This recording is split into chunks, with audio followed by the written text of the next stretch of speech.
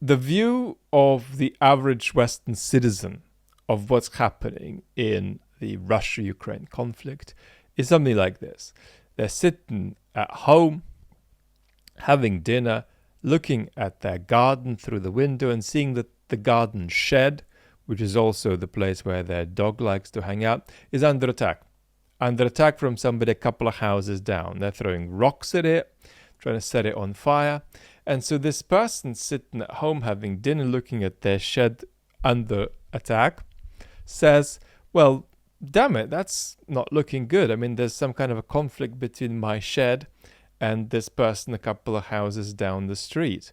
So they're not realizing something quite elementary, that the point of their shed being attacked is to try to destabilize the situation in their home, to try to make them stressed, to try to make them change their relationships with everybody else in the house, to try and make them stop attending to what they need to attend to and instead attend to this shed. And, of course, it's true that that person sitting in their house looking out onto their shed is reasonably well armed, so there isn't an easy way for that person a couple of houses down to attack their house, their home directly. Hence, they're attacking their shed. So it's very important that the Western citizen has to be, who is in this sort of misapprehension, has to be subtly snapped out of it, or at least has to be part of a conversation about whether it is indeed the case that it's just their shed that's being attacked, or whether their shed is being attacked just as an entry point into a conflict with them. So, I mean, that's a terrible analogy I've just given you, but it's basically right. It basically points us in the right direction.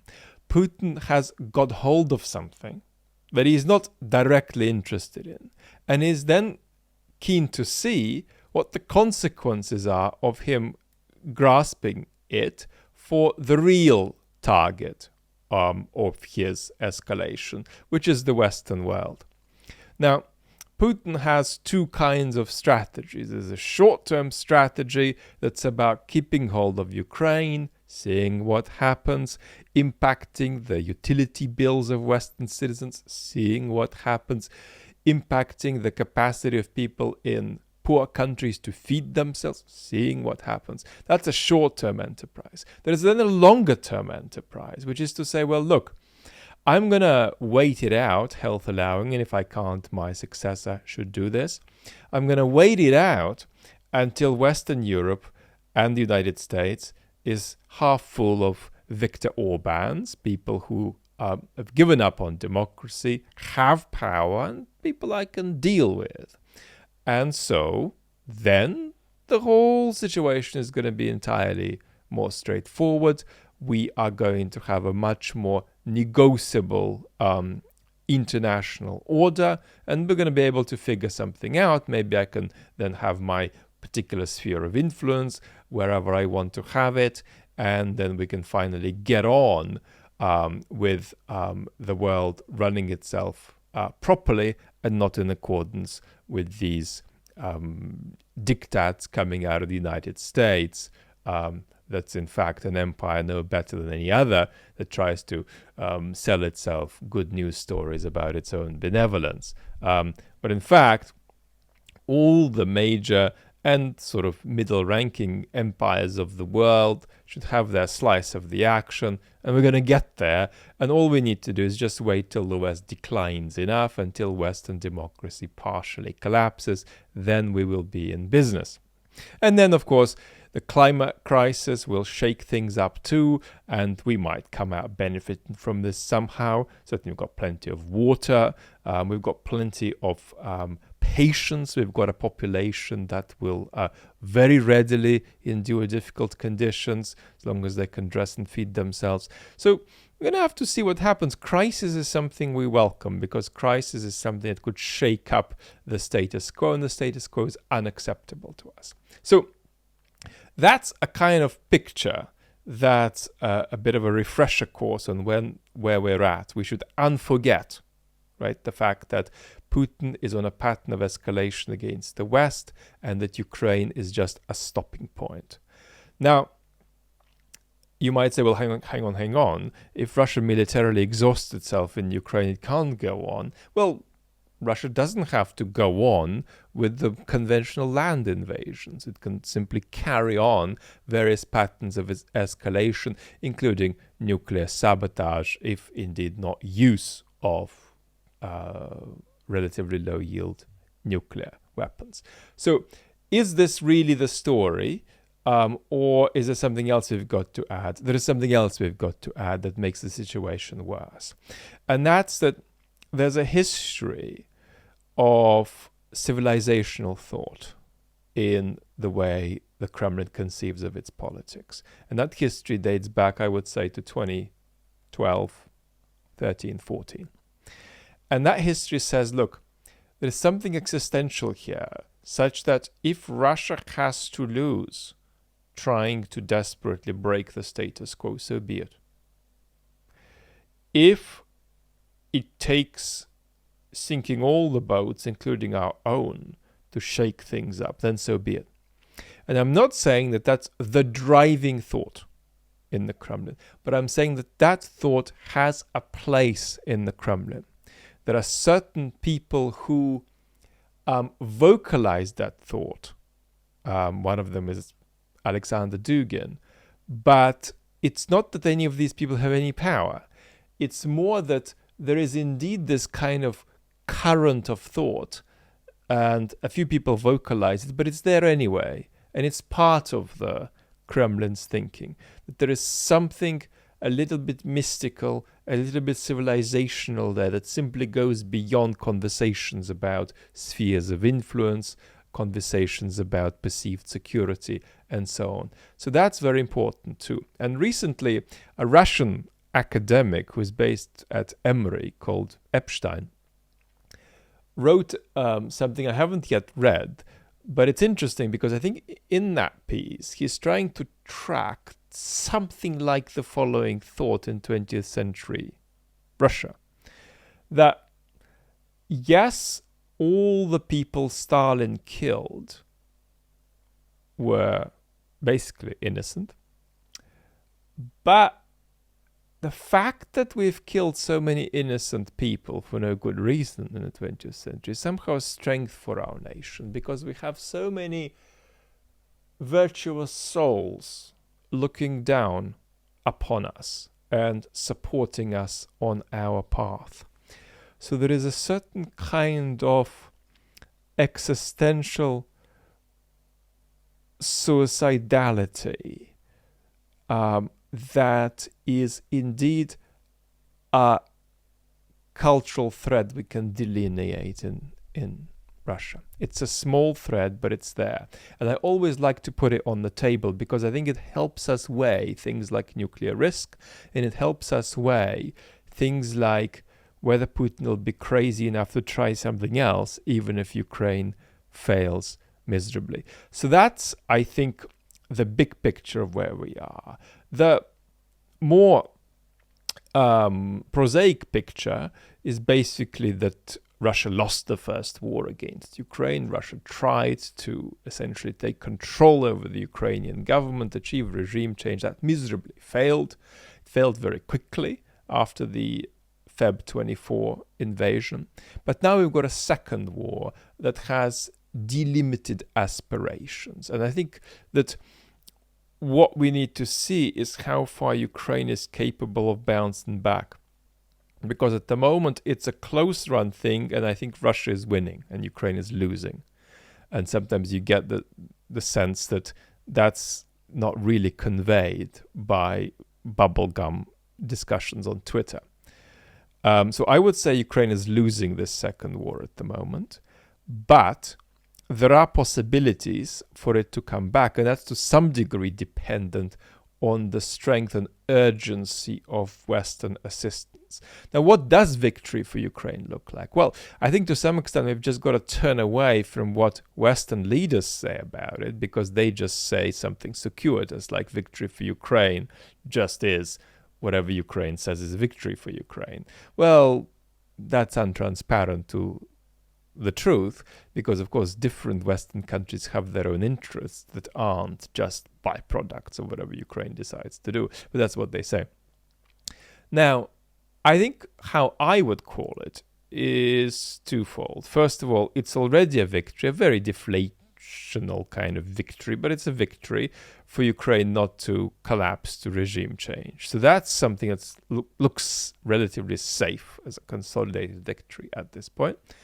But then there is a slightly more positive debate about what a victory looks like, and that I think is to do with how close Ukraine can get to pre-Feb 24 borders.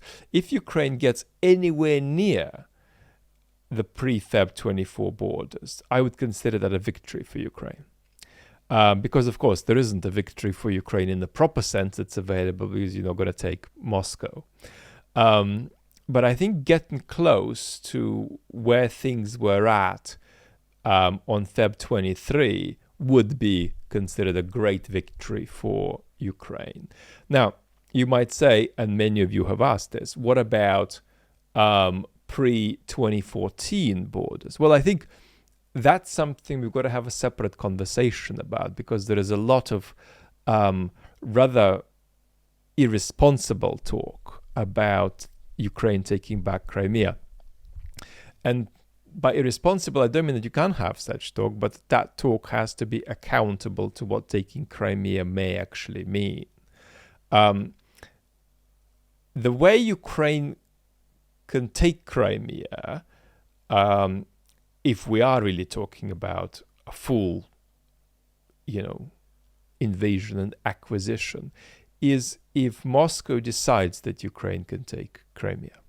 Ukraine can certainly carry on bombarding Crimea, as it can carry on bombarding some delimited bits of Russian territory, and doing so often pretending that they're not doing so. So that's not a problem. But if it comes to a situation where the Russians are so weakened that Ukraine looks like it's actually capable of simply conquering back Crimea, then it'll simply be up to Moscow to decide whether that happens. And the way Moscow will decide this is if they think that losing Crimea is an existential threat to Russia. And certainly today, next week, next month, the answer will be yes, it's an existential threat for Russia to lose Crimea. And as long as Moscow thinks that it's an existential threat, Ukraine can't take Crimea, because Moscow will simply point out that there's a red line there. And if Moscow says there's a red line, Ukraine cannot cross it, because Moscow will just say within a week you won't exist as a state. We will nuke 2 or 3 of your cities. We will do the smallest scale nuclear strikes possible. We could even warn the West that that's what we're going to do if Ukraine chooses to take Crimea, that we will confine this to Ukraine, and there won't be an immense risk of escalation to World War III. And at the same time, there'll be 100% guaranteed Ukraine could not go forward with any plans to take Crimea. So basically what we're saying is that something significant needs to change in the Kremlin, or the Russian regime needs to be in an existential crisis or at the point of collapse. And in that case, Ukraine could take Crimea. But until such an event occurs, it's simply Putin's decision whether Crimea gets sacrificed. And today his decision would be no. And by decision, I mean, is losing this territory an existential threat to Russia? So for instance, I actually think that if push came to shove, Putin would decide that losing all the territories acquired since Feb 24 would not be an existential threat to Russia. But I doubt that he will think the same about Crimea. So that's, I think, where we are at. I think the final thing worth saying is that we're seeing this pattern of what I have called rocket terrorism at the moment. That's to say, there is not anything as it were, completely new happening, but there is a new pattern. And that's a pattern of rocket attacks that impact civilian populations. Now, the reason I've called it terrorism isn't because I'm saying all of the civilian impacts were simply intended to be civilian impacts, but because there is something ambiguous about the intent. And we've made a little video about this, focusing on the Kremenchuk attack. And what we're saying isn't that Russians are targeting civilians necessarily, but that they are launching attacks with the idea that the chance of killing civilians can be kept intentionally high. And that allows them to then sort of fudge all kinds of factors that are involved. For example, firing cheaper and less scarce weapons that are much less accurate, knowing they can hit civilians, and then feeling about the impact on civilians, not just that, oh, okay, it's a byproduct of other things we're trying to do, but actually good. No, it's good. And it's good because they're trying to terrorize the Ukrainian population into not just fatigue with the war, but fatigue with the uncertainty and fatigue with the fear of uncertainty. And we've talked many times about how the Russian regime loves to practice this locally inside Russia's borders. So you oppose us, maybe nothing will happen. Maybe something very bad will happen. We never know. So that kind of inability to know where one stands is something they want to project onto the Ukrainian population too.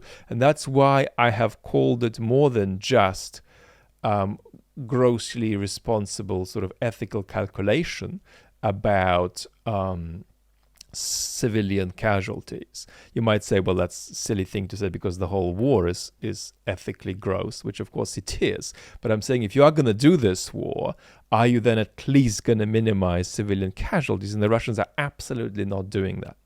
Now, could we sometimes go beyond this and actually assume that Russians are not saying we're going to triple the chances of civilians being killed because that's convenient and we want to terrorize them? But could the Russians go beyond that and actually say, look, we're just going to hit civilians? And while I don't know how to judge whether that's the case in any particular instance, my answer to whether that's in principle possible is absolutely yes. Yes, Russians have a history of deliberately targeting civilians and indeed even targeting hospitals. All you need to do is look at what happened in Syria.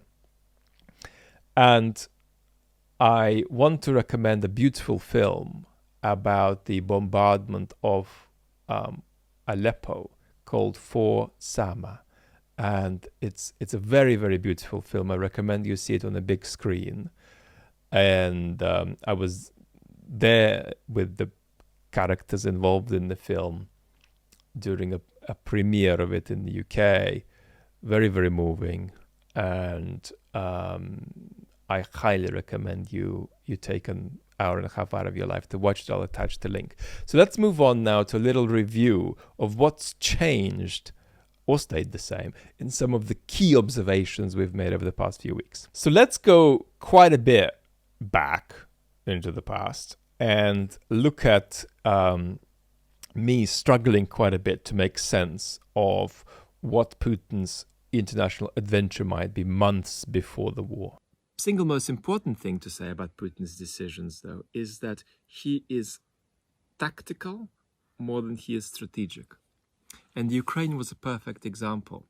If you take the situation back a year or two, it's not that Putin sat there with a folder saying, this is how I'm going to chop off a bit of the Ukraine and intervene in the rest of the country. No, that folder wasn't unavailable to him, but it got taken out only when circumstances allowed for it. So he is a guy who is always responding to the latest development as opposed to acting out a large predetermined plan. And that's why there is probably more reason to worry about things that he might do that he clearly is not planning to do at the moment. So that is that he might take bigger risks. It's not completely inconceivable that Putin gets involved in the Baltic states in the next 5 years without him at the moment planning to do that at all. But circumstances could arise. And one of the circumstances that one always thinks about is anywhere in the world where there are Russians present who could be cast as having some kind of a complaint, who could be cast as being somehow mistreated. It's always a danger that Putin will want to get involved there. It's very important that because the mechanisms of leverage within Russia are so limited for him now, not just because he is less powerful relative to the people around him than he used to be, but also because the state is so dysfunctional, you can't really do much. You can do a lot in foreign policy, however, and foreign policy is used as something that you dance around with and shake about in the hope that it affects the domestic reception of the government. This is one of the basic ways Russia is different to Belarus. The credibility of the government is tied to the perception of Russia's position in the world. That's not the case in Belarus. The possibility is another military engagement. Now, why is it looking tricky? It's looking tricky because potentially joining Belarus to Russia isn't going to thrill the Russian population. It'll be a tragedy for the Belarusian people, but it won't thrill the Russian population much. So that won't really work like a political gambit that could resuscitate the sort of positive mood associated with Crimea. But what about taking bits of eastern Ukraine? Could that do the same work? No, I mean, that doesn't have the symbolism of Crimea.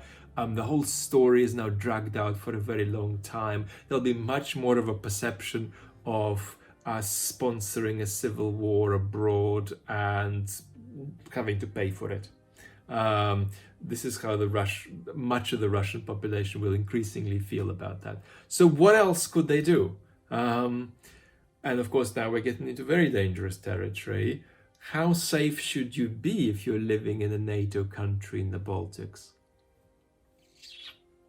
I think reasonably safe, but not completely safe, simply because as the situation deteriorates, as Russia's economic situation deteriorates, as the regime's functionality deteriorates, as the regime's level of repression deteriorates, it's gonna be harder and harder to get a soft landing and a soft transition. And when that possibility drifts away, there is going to be an ever-growing need for what Boris Yeltsin used to call a zagagulina, a kind of zigzag, a foreign adventure that's designed to take away attention from home.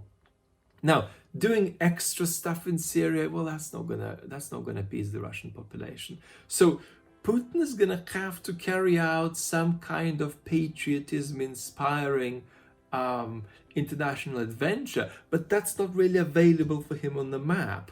So as a result, my attitude to that would be to be fairly safe about it, but not completely unaware, not completely unalert that something really left field could be done, because the Russians are going to be under some pressure to adventure themselves internationally. Now, this video is a video I did just a few days, I think, before the war, or a week or two before the war. And it contains a very long 15-point account of Putin's personality. And one of the fascinating things about Putin's personality is that it looked like it had broken down as the war started. Because Putin was clearly operating an authoritarian regime of a special kind, a kind of hybrid authoritarian regime, or what we sometimes call an informational autocracy. And that regime is a regime that preferred control over the informational environment and the avoidance of any actions that might, as it were, be uncontrollable in the informational environment. And that's to say, they preferred virtual wars, hybrid wars, wars that could never quite feel real to the Russian population. And that a war that does feel real is to some extent incompatible with that kind of regime. And as soon as the war happened, we immediately began to see a reformatting of the regime towards a more linear authoritarian regime, and indeed toward a totalitarian regime, at least to some extent. And we have seen this in the absolute cancellation of the standard oasis you get in these hybrid authoritarian regimes, where there's a little bit of an island of free media. That was cancelled and removed. The same kind of island of small-scale oppositional activity was removed, and many moves happened that restricted activity, restricted speech, altered the functioning of bureaucracies, for instance, by inserting FSB folks into university bureaucracies. And all of these kinds of changes really took Russia a quarter of the way toward a totalitarian society. So the regime needed to be reformatted for this kind of foreign misadventure to make sense. And so that means that a lot of people who have closely followed the regime were kind of thrown by this. And they were thrown by this because it just didn't make sense that that kind of regime would do that. Which is why when I made that video, I made a particular mistake. And the mistake I made was that I didn't predict the war. I think as I was making this video, I felt that there might be a 60 or 70% chance of aerial bombardment of Ukraine.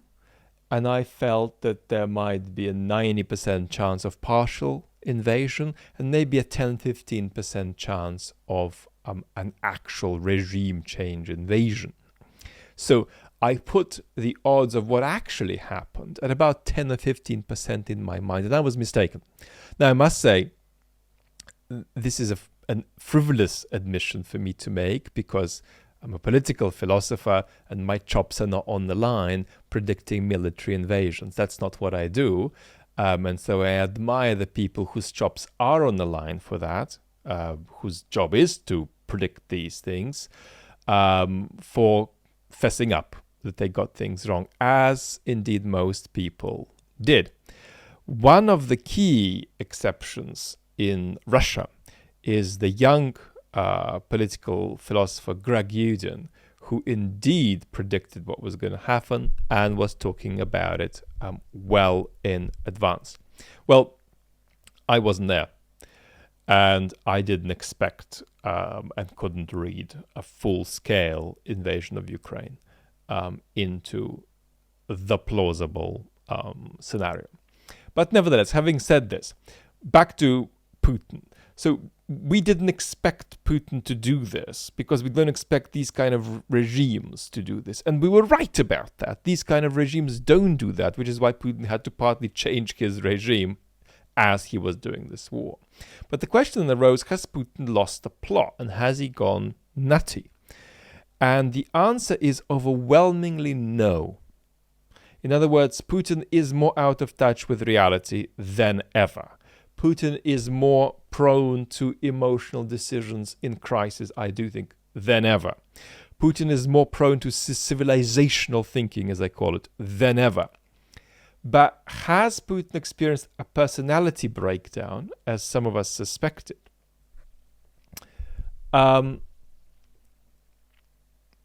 No, clearly not. And I didn't say that he had experienced a personality breakdown, but I was leaving the question open as to what judgment we should make about where Putin is at, given that he started this war. That seemed destined to be a disaster, even on his terms, at least when it came to capturing the entirety of the Ukraine. But I think that over the last few months, it's clear that Putin's decision making is measured, and that even though he is an illegitimate leader of Russia and what he is doing is evil, his patience, and I would even say his brilliance as a politician, is beginning to come through again, to the point that even though he has put himself into an unbelievably bad situation, he has a non-zero chance of coming out of it okay-ishly. And that will only be because while he is stuck in a kind of absolutely delusional bubble, from within the delusional picture of the world that he has from that bubble, the actions he is taking are brilliant, on his terms and on the terms of anybody who is stuck in that delusional bubble. And so the key strategy is just what we mentioned earlier, to wait things out in the short term and in the long term, while gripping and suffocating Ukraine and waiting for every new possibility to create crises and shake things up. But basically our conclusion on Putin is, no, he hasn't lost the plot, and he is behaving in a measured and systematic way. This is our first video after the war, and some facts are different. I think when this video was made, Russia was not fairly indiscriminately bombing civilian buildings yet. That happened a few more days into the war. And in that video we talked about the fear, the passivity and the trauma of the Russian people, but we also talked about denazification. And I think one of the few blessings of where we're at today is that denazification story has really been put back into the cupboard. It's no longer as prominent as it was at the beginning, and we can be thankful for that. That story played a significant role in the appalling behavior of the Russian soldiers. It wasn't the only factor behind their appalling behavior. We can also look at the extraordinary inequality of Russia and the poverty and consequent class envy that led to some of the soldiers' behavior. And I think we can also look at the aimlessness of the operation. The soldiers weren't really clear what exactly was their purpose in Ukraine. So these were factors too, but I still think the single biggest factor might be this denazification story that allowed them either to regard Ukrainians as being sort of improper versions of Russians, or indeed to separate Ukrainians into proper and improper Ukrainians. And that is, let's not beat about the bush, an important pillar of genocidal thinking. This nuclear video argued that Putin is primarily interested in escalating the risk of a strategic nuclear exchange without having it, but is genuinely open to contemplating the use of smaller scale tactical or non-strategic nuclear weapons. Where are we with this now? Well, we aren't anywhere solid because things change every 3 to 6 months. And there can be an even faster evolution of circumstances than that. But roughly, I think we're a degree or two lower in nuclear risk than we were when this video was made 3 months ago. And we need to check in with this again in a month or two because things could change. But at the moment, my view is that we are in a slightly less precarious situation than we were then, but this could change. It was interesting to view this video again. A couple of weeks ago, I was asked to do a presentation off the back of that video to a large group of people who had seen it. That wasn't in a public forum, and watching it, I felt that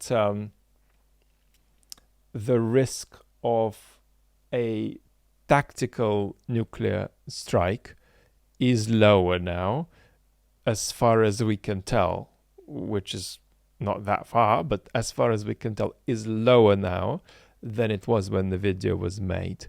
So that's how I would personally judge nuclear risk at the moment. Our next video was about a coup and the possibilities of a coup. And we both said that a coup was very unlikely, and that if it did happen, it would have to be about two factors coming together.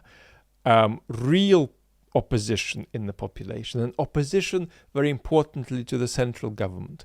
There's going to be plenty of economic and social and ethnic unrest in Russia over the months and years to come. It's going to be sort of either generally directed, not directed at any particular political body, or directed at local governance.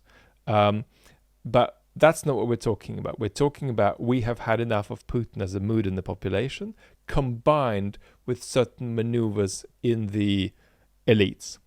So something like that could generate a coup, particularly if it's a situation where it looks like Putin's actions are becoming particularly reckless, or that his health is becoming particularly precarious. But at the moment, even though the number of people at the top of the Russian regime who genuinely and sincerely support this war is under 30%, by my estimation, they are all more supportive of Putin and of the regime as it stands than they are of the war. And that no matter how the war goes, it's not fundamentally changing their support for Putin. If anything, there's been this trend among people who think the war is a really bad idea to say, well, it's a terrible idea, but now that we've started it, we've got to follow through. Then we had a conversation about how to minimize the risk of nuclear escalation against Putin. I think some of what we said was that we have got to be robust in our statement of our position. We also said that we don't need to give away exactly what we're going to do under what circumstances. And we also said that one thing we should stay away from are conversations about Putin being overthrown and that being somehow connected with things that the Western world concocts. That's a terribly unhelpful thing that strengthens Putin's position. And Biden's team knew very well that when he said that Putin isn't a man who can stay in power, they knew very well that that's a counterproductive thing to do, and a counterproductive thing to do even as far as the Russian opposition is concerned, because the last thing Russian opposition wants is for the idea of Putin being overthrown being something that's connected to the agency of Western powers. The propaganda video is interesting because what I wanted to do with it is just give a very short, concentrated educational package about how Russian propaganda works. But in doing so, we also gave a story about some methods of communication, of unethical communication, that are now seeding in Western democracies. And I think one of the really important distinctions to make about this is that the Russians are trying to seed these things in the West, but the majority of this process of these methods, these post-truth methods seeding in the West, hasn't got anything to do with malign foreign agents. It's a domestic product of trust degradation and democratic decline. And I think we're still missing this point. We're still not fully understanding how much these problems are organic and locally grown. And in a very hypothetical situation in which 10 years from now, Russia has partly broken up, has stopped being a major actor on the international stage, doesn't pose any threat to anybody. I mean, that's not the likely scenario, but let's say that happens. A lot of Westerners are going to be shocked that these very methods under such circumstances could certainly no longer be blamed on being generated by Russia, but they're going to be rife, they're going to be more prominent than ever, and these people who are saying it's all this sort of business of foreign interference, and if only we stop that, and the foreign interference is real, but if only we stop that, then we're going to be fine, because organically our democracies will default into a path of sort of ebb and flow and self-correction. No. These methods in an organic way are going to seed themselves more and more and more and more deeply in Western democracies over the years and decades to come. Our next video was really about an amazing paragraph in a 19th century Russian novel, but we used it to get into a conversation about Russian identity. And one of the key debates in Russian identity is this extraordinary question that's been with Russia for at least a couple of centuries, about whether Russia is a Western country, and if so, to what extent.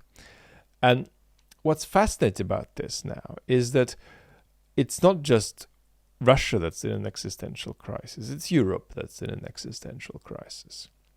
Because Europe now needs to decide, what is Europe?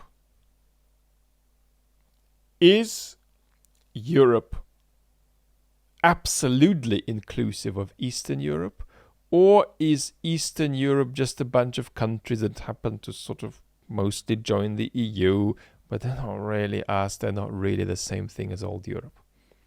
That's an important conversation. And quite literally, what this conversation is about is whether Putin's regime poses a direct security threat to Western countries, or whether it doesn't. And the preponderance in many West European states is to still think that it doesn't, that Putin poses various kinds of a nuisance, but he doesn't pose a direct threat. Well, the problem with that is that the Poles aren't going to agree with that, and other East Europeans aren't going to agree with that. And Ukrainians are certainly not going to agree with that. And aren't they part of Europe, or are they not? So what does Europe include? And do you include the East European states into your conception of Europe, if you're old Europe? Do you include them? If you include them, you have to say, well, yes, they perceive Putin as an existential threat because he is, and so he's an existential threat to them and to us. Or do you say, he's an existential threat to them, they say, they might be right too, but they're not us, and they can sort that out. That's a problem between them and the Russian regime, but the Russian regime doesn't pose an existential threat to us. We're not going to put ourselves in the same boat as these East European countries. So Europe needs to get clear about its identity. And my recommendation here is very simple. I do think that Putin poses threat to the West, and I read that off from the fact that Putin isn't at war with Ukraine. Who is Putin at war with? Putin is at war with you. And the majority of our viewers, particularly on the main channel, are from the United States in the first instance, then in the second instance from Britain, Australia, Germany, and Canada. He is at war with you. He just can't get into your house. He has to attack your shed because you're too well armed and too well protected. But if he could, he would. He is at war with you. And you are not being attacked only for contingent reasons. But Putin's plan is to bring it about, or wait it out, until your democracies are in trouble, your military alliances are in trouble, and there is a new international order which completely changes the way things work, and finally allows Putin to pursue his particular kind of imperial ambitions for Russia. But the central tension for Putin is between Russia and the West. Ukraine is a non-actor here. Ukraine is an innocent victim, but Ukraine is a non-actor here for Putin. He is at war with the West, and what he's doing is simply grabbing hold of a bit of Ukraine, squeezing it, and then seeing how much that shakes stuff up.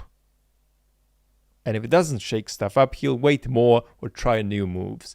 That's why I think it is correct to say that yes, Putin is not going to invade you, but Putin is in conflict with you much more than he is in conflict with Ukraine in his mind. Ukraine is the collateral here in a very tragic way. Our next video was about why the Russian people are in denial and why they are so dug in and unable to enter the political sphere, and why they are insistent on outsourcing their politics to Putin.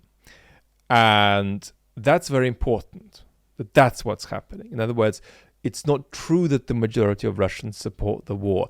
They support the outsourcing of politics to Putin, and Putin doing whatever he wants. And again, as several people have remarked, if Putin had said, you know what, the world's a very dangerous place and the West is against us, and we're going to really show them. Do you know how we're going to show them? We're going to show them by giving the Donbass to Ukraine.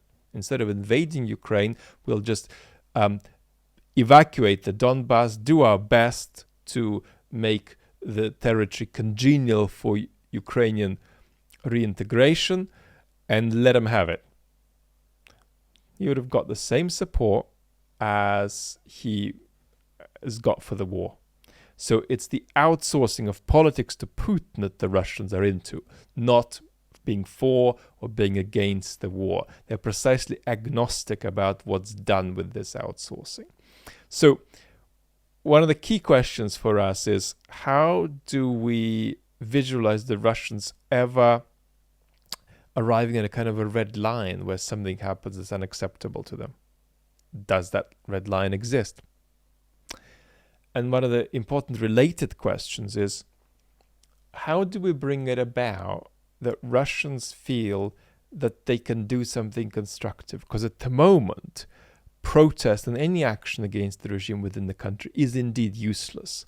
It's not useless in the sense of expressive content, taking a moral stance, but it's completely useless as far as change goes. You know, if you organize 100-person protest in St. Petersburg, that's going to have no effect on the regime, except that the protesters will potentially lose their jobs, lose their freedom, hurt their families, and achieve precisely nothing. So what the Russians are saying is, we would risk much more, actually, if there was a clear avenue of change. But we're not going to risk anything if there is zero pathway available for us.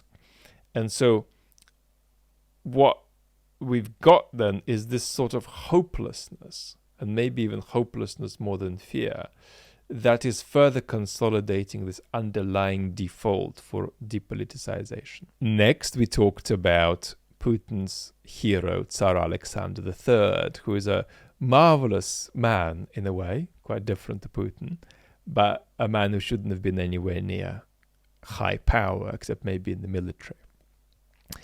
And the point of this little essay was to say that this isn't new, that this is Russian imperialism in a way that's recognizable from its past incarnations. And then the video that followed is a video about responsibility. Responsibility for the politics of one's country, even when one hasn't voted for one's government, and even when one doesn't live in a democracy and can't vote for or against one's government. And I very rarely think of what you might say when I share a video on the main channel. I'm just prepared to be surprised. But I did want a particular reaction with that video. And the reaction I wanted was, this video made me feel uncomfortable but in a constructive way, or uncomfortable but in a good way. And it was gratifying to receive responses like that, because of course this wasn't a video about Russia. It was a video about political responsibility, and the rant I went on at the end of that video was all about how we deal with divisiveness in the West and prevent that divisiveness from leading to us no longer feeling that we are citizens that share a society with fellow citizens. And, the terminus of that kind of process is that we begin to lose trust and simply just lose our democratic institutions. So that's where we are, and I'm thrilled about the next video coming up on the next channel, hopefully, despite all of the delays, about which I'll say a bit more in a second, but hopefully very soon. And now let's talk a bit about the fact that we are 30,000 on the main channel.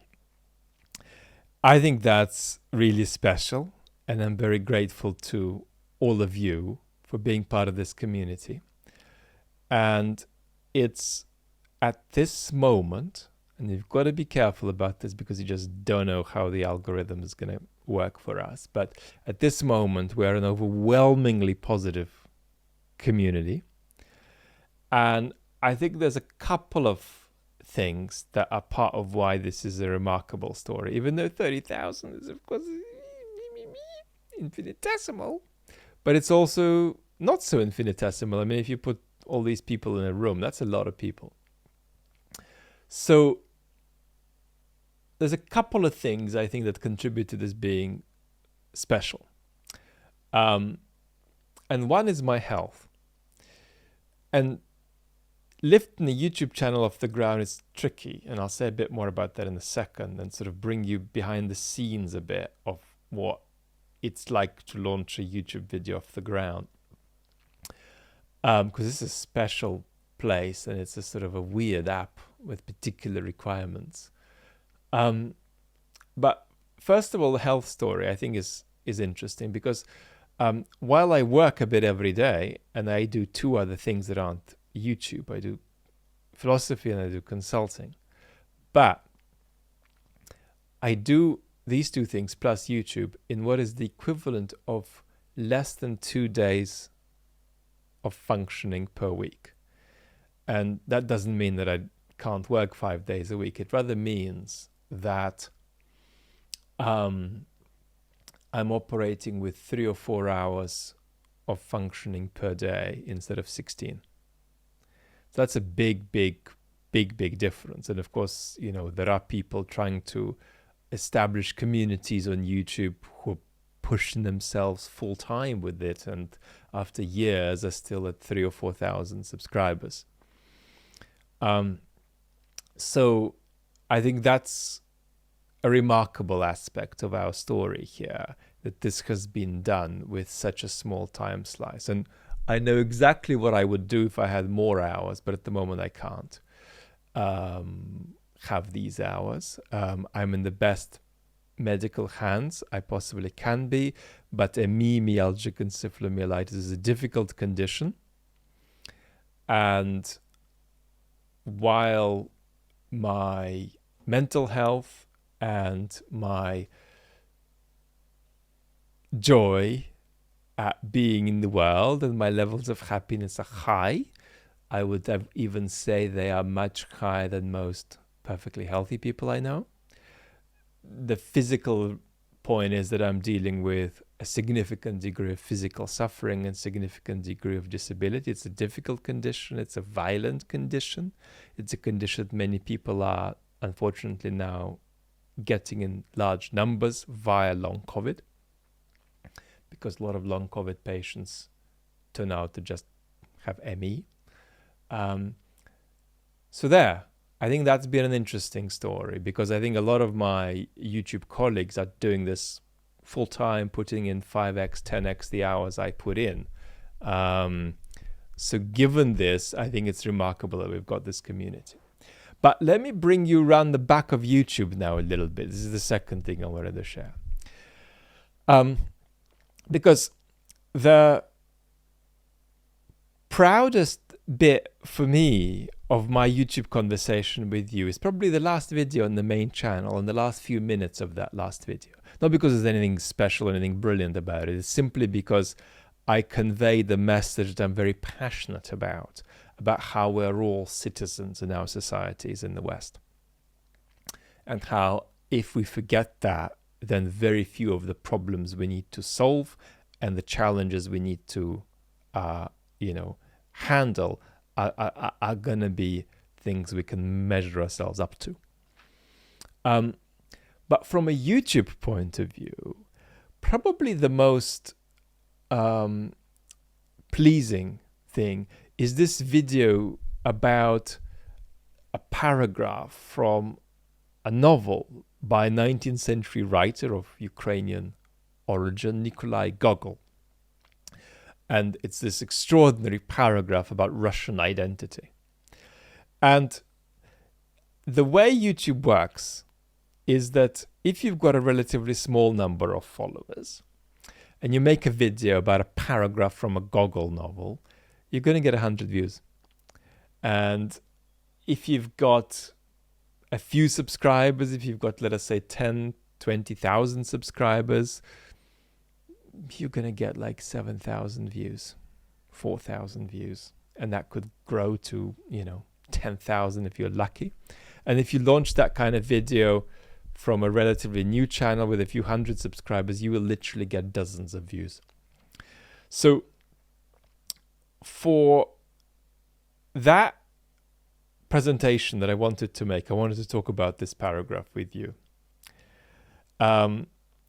For that kind of presentation to be pushed out and to reach, as it has now, 180,000 views, and for that to happen from a platform that's still a very, very small channel, I mean, that really is a bit like launching a rocket from a horse cart. It's quite a difficult feat of, partly probably just luck, but partly trying to make something that you think is right without compromising on it, but at the same time package it in a way that the YouTube algorithm won't just completely shut it down.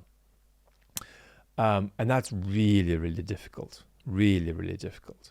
And even with our last two videos on the main channel, you will see the algorithm just refused to pick them up. They were videos that simply stayed within our community. And the analytics indicate to me that there are about 38,000 people who return to the main channel. And that's roughly reflected in the views. And YouTube just didn't lift it beyond our community. YouTube was enthused with these videos to show it quite generously to our community. But nevertheless, it didn't go beyond. So this is this kind of challenge that is very difficult to recognize unless you're in the shoes of making YouTube videos. It's something like, if I were a coffee roaster and had a stall at the market, I could make great coffee beans and I could package them beautifully. But unless I figured out where to position the stall at the market and how to get people who don't like coffee to buy my beans, I'd fail.